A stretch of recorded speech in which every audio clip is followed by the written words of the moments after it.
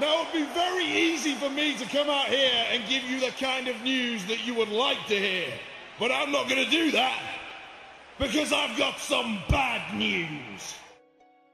Well, well, well, people, it only took one day after the Xbox One X's reveal to show and prove to everybody that it is not what all the fanboys have been hyping it up to be. It is not the 4K 60 uncompromised gaming experience that fanboys have led us to believe. It is not the 4K 60 frames per second ultra settings experience that a lot of idiots would lead you to believe. It is more or less just a more powerful version of the Xbox One. And there is nothing wrong with that, but there are some slight things I take issue with.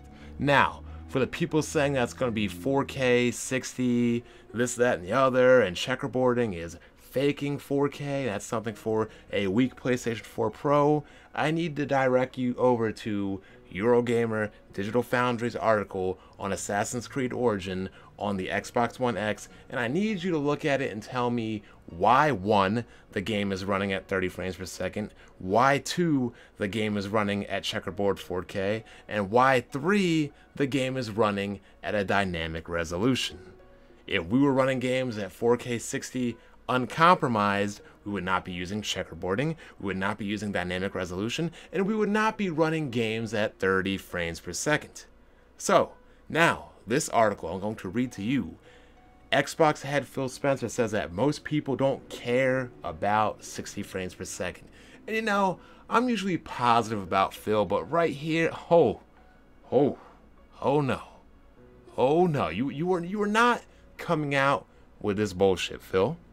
So, the article says that what also frustrates me is the only number I do care about is the only number that you and Sony don't obsess over, which is 60 frames per second, which I understand is easier to do on the Xbox One X than any other console. Phil Spencer responds, that's correct, but why do you care about 60 frames per second? Why, Phil? Why, Phil? Because frame rate affects gameplay. Your resolution doesn't affect gameplay.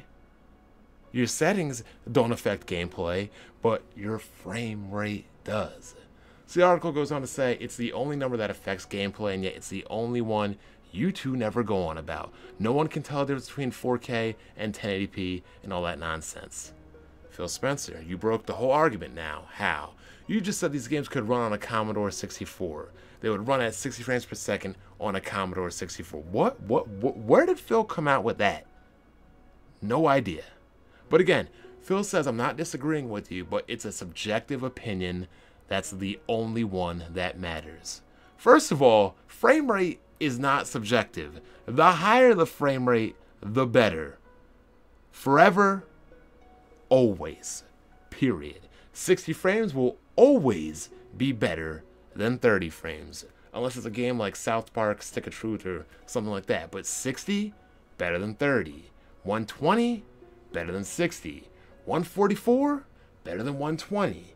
244, better than 144. You see what I'm getting at, people? So, again, the article states that it's the only one that affects gameplay, as he's right, because frame rate is the only metric that affects gameplay. And Phil Spencer says, no, visuals affect the gameplay. Huh? I'm sorry, what?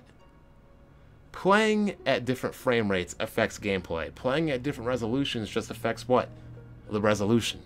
It doesn't affect your input response. It doesn't affect your reaction time. It does not affect how smooth the gameplay experience is. It just makes things look more pretty.